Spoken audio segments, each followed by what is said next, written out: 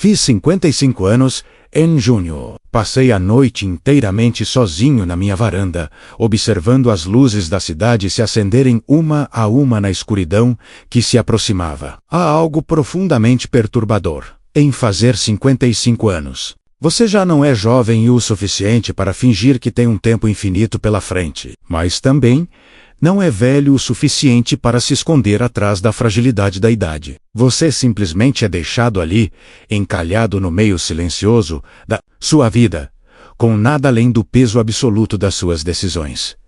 Meu nome é Eduardo, e há exatamente 10 anos, tomei uma única e silenciosa decisão que define cada noite solitária, que agora suporto. Olho para trás hoje e me pergunto: quantos homens arruinam as próprias vidas simplesmente porque têm medo de se sentirem impotentes? Eu não entendia isso na época. Achava que estava sendo lógico, achava que estava protegendo meu filho, protegendo minha própria paz de espírito. Se eu pudesse voltar no tempo, agarraria aquela versão mais jovem de mim mesmo pelos ombros e lhe diria a verdade: você não está protegendo ninguém. Você está apenas fugindo.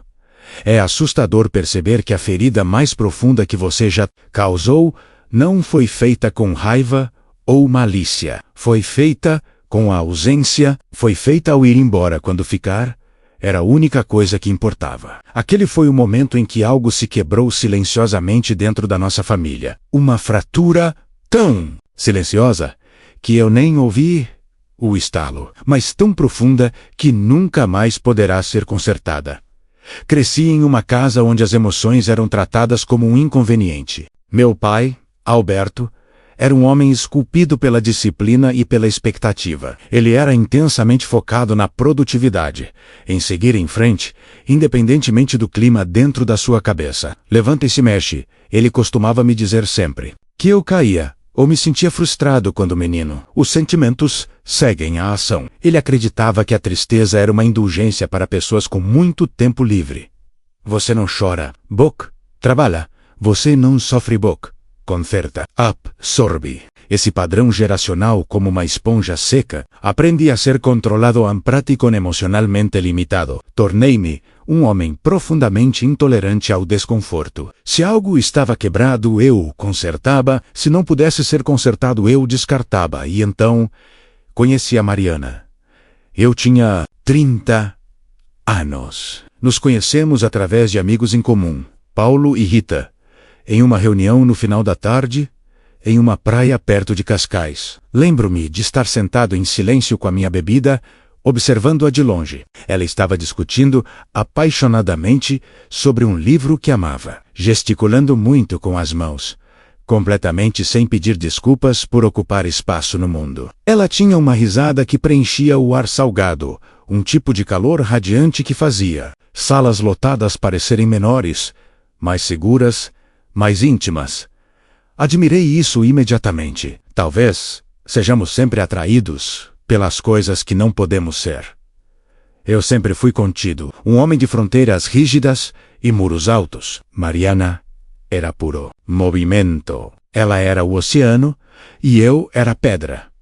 Casamo-nos 2 anos depois. Aqueles primeiros anos foram fáceis e lindos. Tínhamos um apartamento simples com móveis modestos, mas era inundado pela luz implacável dela. Compartilhávamos sonhos tranquilos, tomando vinho barato em uma varanda minúscula. Senti um profundo orgulho.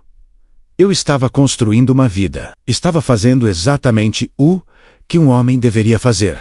Quando nosso filho, Tomás, nasceu, o mundo mudou completamente. Lembro-me de estar no quarto estéril do hospital, vendo Mariana segurá-lo pela primeira vez. Ela chorou de um jeito que eu nunca tinha visto antes. Uma combinação confusa e linda de estar completamente sobrecarregada, totalmente apavorada e ferozmente alegre.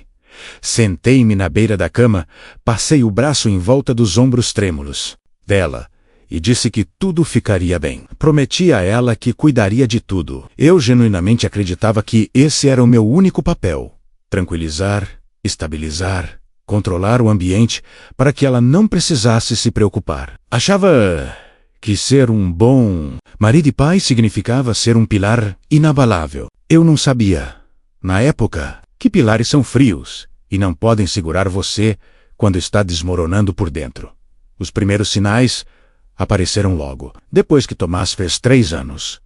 Não foi uma tempestade súbita e violenta. Foi uma névoa. Lenta e rasterrante. Mariana começou a se retrair. Ela sentava em silêncio na mesa da cozinha, olhando fixamente para a parede, muito tempo depois que o jantar já havia esfriado. Começou a esquecer pequenas coisas, menos chaves, compromissos. O fogão, aceso. Passou a cancelar planos com Paulo e Rita, dando desculpas vagas e vazias sobre estar exausta.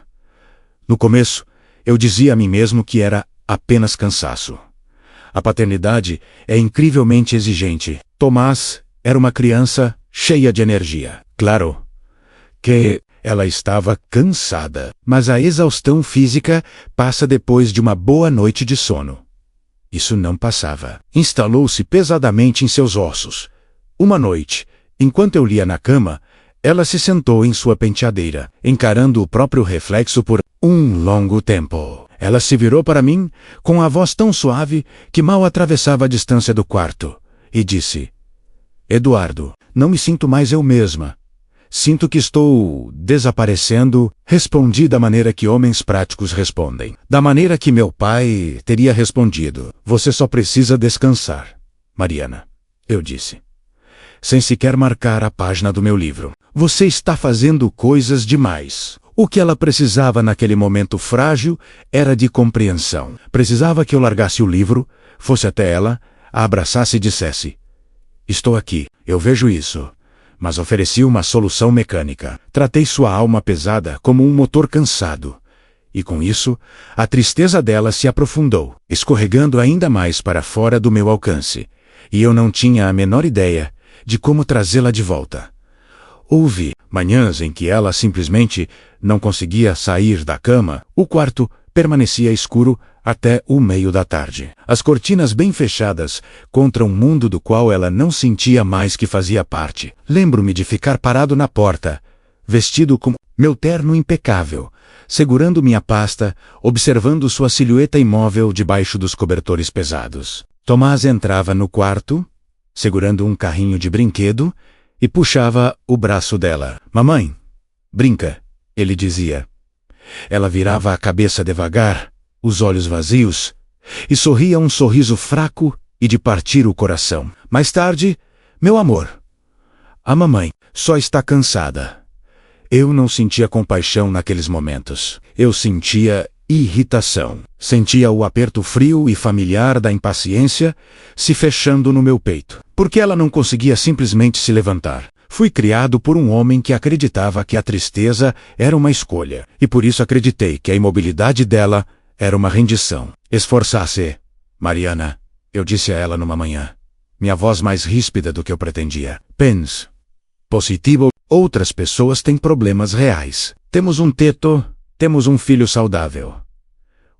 Que você tem para estar tão triste? Essas palavras soam brutais para mim agora. Elas têm gosto de cinzas na minha boca. Mas na época, pareciam lógicas. Achei que estava oferecendo perspectiva. Não percebi que dizer a uma pessoa que está se afogando que ela não tem motivos para se afogar não lhe dá oxigênio. Mas essa não foi a pior parte. Eu achava que entendia a dor. Eu estava errado. A pior parte foi perceber que o mundo, fora da nossa casa, estava começando a ver as rachaduras que eu tentava desesperadamente encobrir.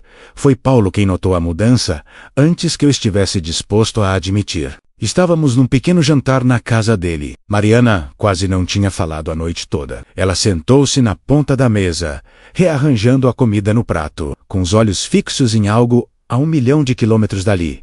Quando fui à cozinha buscar mais vinho, Paulo me seguiu. Ele fechou a porta com cuidado. Não me ofereceu uma bebida. Apenas olhou para mim com uma sinceridade silenciosa e pesada. Ela precisa de ajuda, Eduardo, disse ele. Sua voz não era acusatória, apenas profundamente preocupada. Senti um lampejo imediato e quente de atitude defensiva. Meu orgulho se arrepiou. Ela só está passando por uma fase, Paulo. É um mês difícil. Ela está cansada. Não é só cansaço, meu amigo. Olhe para ela.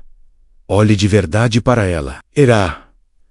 Era mais fácil minimizar do que encarar. Porque se Paulo estivesse certo, se ela estivesse realmente doente, então eu seria impotente. E sempre temi a impotência mais do que a morte. Passei por ele, segurando a garrafa de vinho com força, e disse para ele parar de pensar demais nas coisas. Ignorei a sabedoria externa, porque ela ameaçava meu controle interno. Por fim, a negação torna-se impossível de sustentar Mariana. Foi a um médico. Fiquei sentado na sala de espera, olhando fixamente para uma revista, sem ler uma única palavra. Quando ela saiu, segurava um pedaço de papel em suas mãos trêmulas. Depressão. Clínica. A palavra pareceu incrivelmente pesada. Parecia permanente, não era uma fase. Não era um mês ruim. Era uma doença. Foram-lhe receitadas sessões semanais de terapia e medicamentos. Peguei a receita, fui à farmácia e paguei. Paguei a terapia, eu a apoiei financeiramente. Garanti que as contas fossem pagas, dizendo a mim mesmo que aquele era meu dever.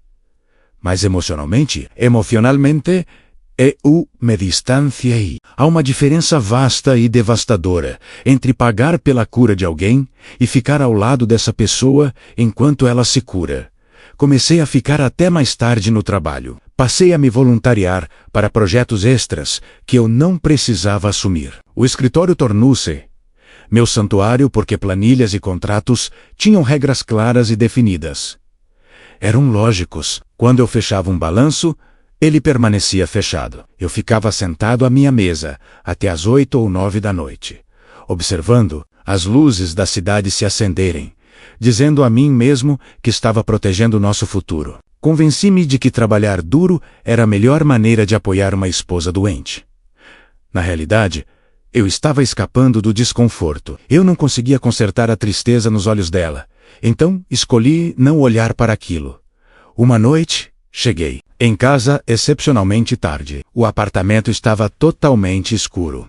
Tomás estava dormindo. Entrei no quarto e Mariana estava sentada na cama, acordada, apertando um travesseiro contra o peito. O luar revelava os rastros úmidos de lágrimas. No seu rosto, ela olhou para mim, não com raiva, mas com um vazio profundo e aterrorizante. Eu preciso de você aqui, ela sussurrou. Não apenas fisicamente.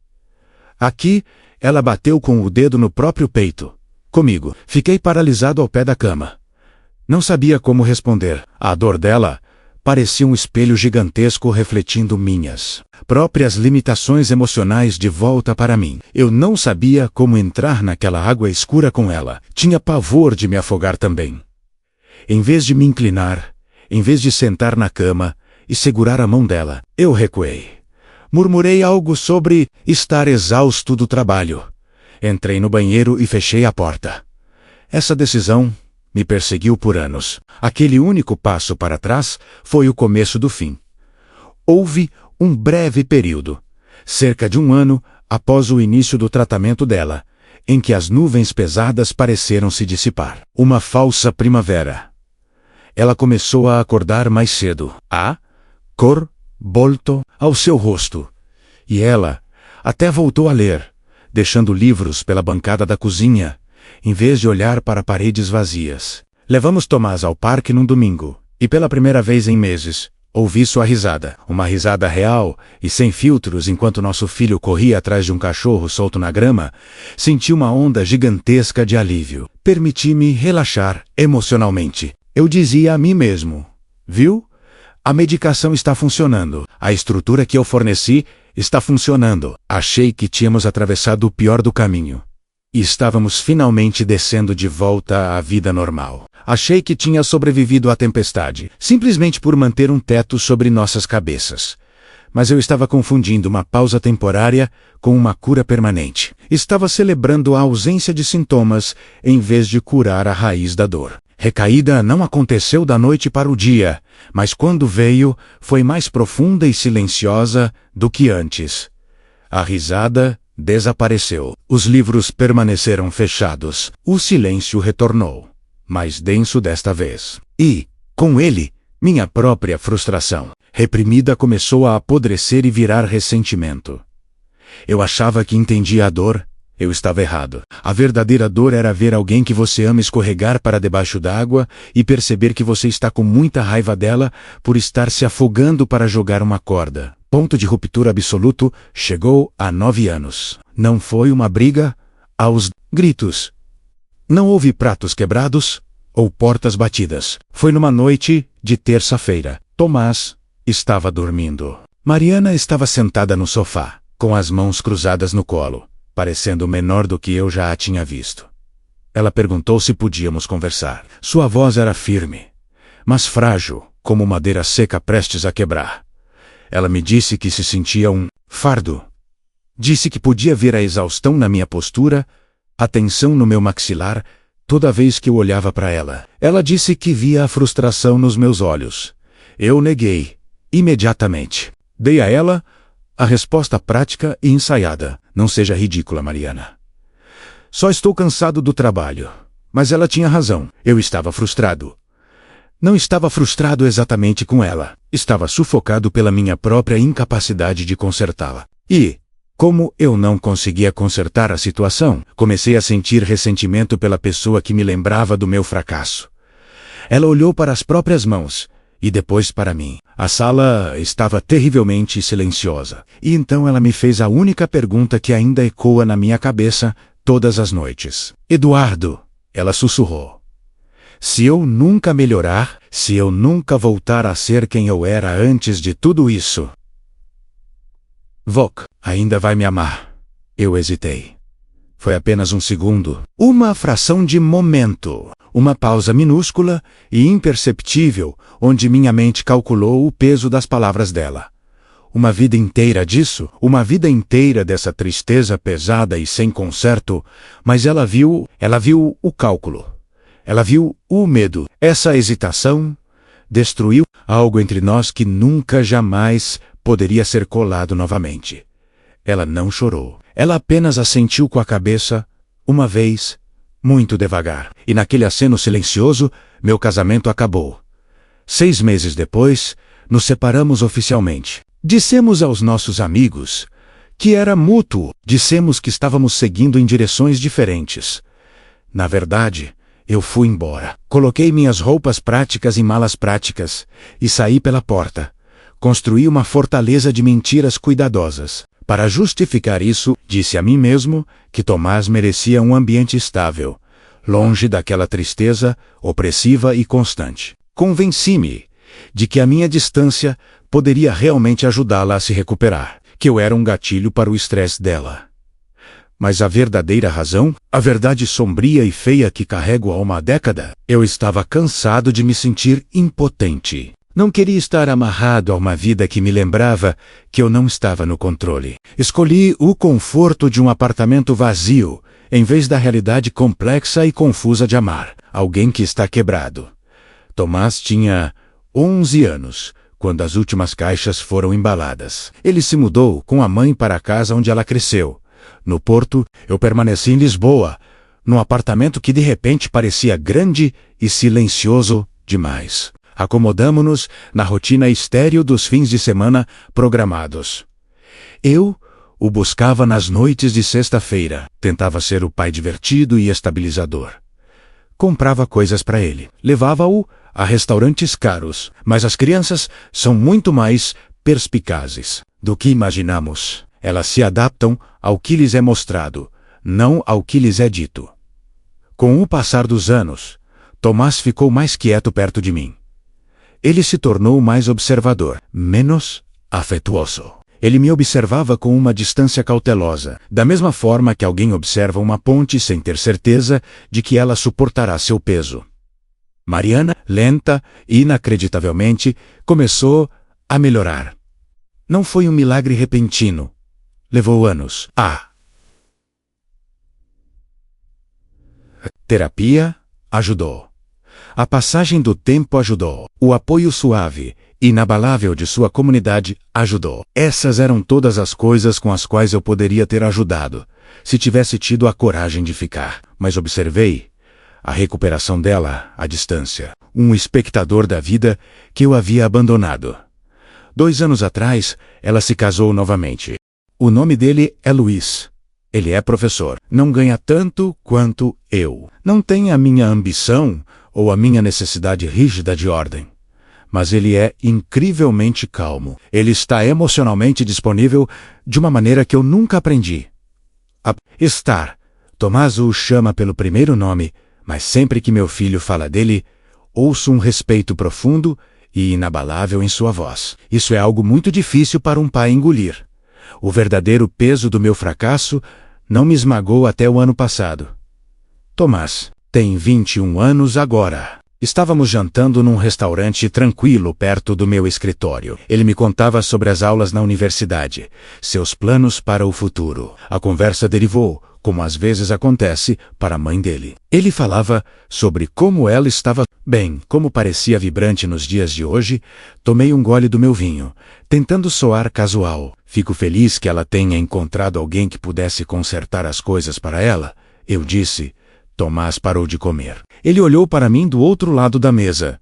Seu rosto jovem de repente, carregando a sabedoria pesada e trágica de um homem velho. O Luiz não a consertou, pai, disse ele, com a voz totalmente desprovida de malícia, o que, de alguma forma, fez doer infinitamente mais. O Luiz esteve lá durante os piores anos.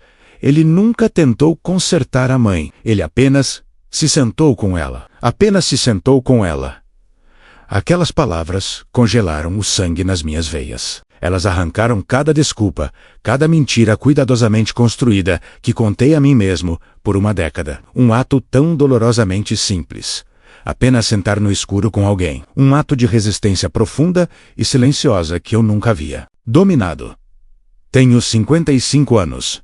Tenho excelente saúde. Sou financeiramente estável. Sou socialmente funcional. Tenho uma vida que parece perfeitamente bem-sucedida no papel, mas tenho uma consciência emocional que eu desejava desesperadamente ter tido antes. Percebo agora, no isolamento silencioso da minha varanda, que não fui embora porque deixei de amar Mariana. Fui embora porque a Milá exigia um tipo de força que eu simplesmente não possuía. A força para permanecer quando as coisas não estão melhorando. A força para testemunhar o sofrimento sem fugir. A força para segurar a mão de alguém no escuro e aceitar que você não pode acender a luz. Se há alguém em sua vida que está lutando, peço que me escute. Não meça o valor dessa pessoa pelo quão conveniente é amá-la. Não confunda a doença dela com fraqueza. E, acima de tudo, não confunda o seu próprio desconforto com o fracasso dela. Porque um dia você pode olhar para trás, para um apartamento vazio, e perceber a verdade mais devastadora de todas. Eles não precisavam de suas soluções brilhantes. Eles só precisavam da sua presença. Mariana, se essas palavras chegarem até você, através da distância, através dos anos, quero que saiba a verdade. Sinto muito por ter escolhido o meu próprio conforto em vez do meu compromisso com você. Sinto muito por ter confundido resistência com amor. E sinto muito por ter ido embora quando ficar era o que mais importava.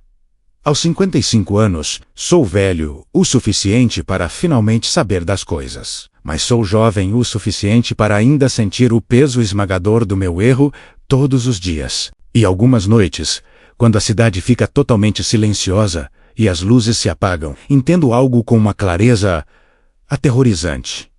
Força não é ir embora quando as coisas ficam difíceis para se proteger. Força é ficar, mesmo quando você não pode consertar o que está quebrado. Especialmente então, se você estivesse no meu lugar, sabendo o que sei agora, o que você teria escolhido. O sol está começando a nascer agora. A cidade abaixo da minha varanda está acordando lentamente, completamente alheia aos fantasmas que permanecem nestas horas quietas e solitárias. Em breve, farei meu café, colocarei meu relógio caro, amarrarei meus sapatos e irei para o escritório. Serei o homem que todos esperam que eu seja menos perspicaz, controlado e eficiente. Mas o silêncio esmagador deste apartamento estará me esperando exatamente onde o deixei, quando eu voltar esta noite. Não há uma grande redenção cinematográfica no final desta história. Não posso voltar no tempo àquela praia ensolarada. Cascais. Não posso voltar ao passado e retirar as palavras duras e práticas que disse quando Mariana estava se despedaçando silenciosamente. Não posso apagar a hesitação de uma fração de segundo que, em última análise, destruiu minha família. A vida não nos oferece um ensaio. Temos apenas a apresentação ao vivo e somos forçados a conviver com os erros devastadores que cometemos no palco. Às vezes me pergunto o que Tomás dirá aos seus próprios filhos um dia. Ele falará sobre o avô que forneceu uma base financeira estável. Ou os alertará sobre o avô que desapareceu quando o clima emocional escureceu. Esse é o verdadeiro e inescapável custo da minha escolha. Meu legado não é o dinheiro que guardei no banco ou a carreira impressionante que construí. Meu legado, aos olhos do meu único filho, é uma lição silenciosa de covardia. Mas talvez haja uma razão para eu estar sentado aqui hoje, falando para o vazio, compartilhando as partes mais pesadas e vergonhosas da minha alma com você. Talvez seja porque eu sei que há alguém ouvindo a minha voz agora que está exatamente onde eu estava há 10 anos. Você está cansado. Você está frustrado. Você está olhando para alguém que ama, alguém que está lutando com uma escuridão que você não entende. E está secretamente se perguntando se não seria mais fácil simplesmente fazer as malas e sair pela porta. Você está dizendo a si mesmo que merece paz. Você está construindo desculpas lógicas para justificar a sua fuga. Se voque, eu imploro que pare e olhe. Para eles, olhe de verdade para eles. Não deixe que o seu medo do desconforto o convença de que abandoná-los é a escolha lógica. Isso vai te assombrar. O alívio temporário de partir nunca, jamais, superará o peso permanente e sufocante do arrependimento. Apenas sente-se com eles. Você não precisa ser um herói com uma solução brilhante. Você só precisa estar lá.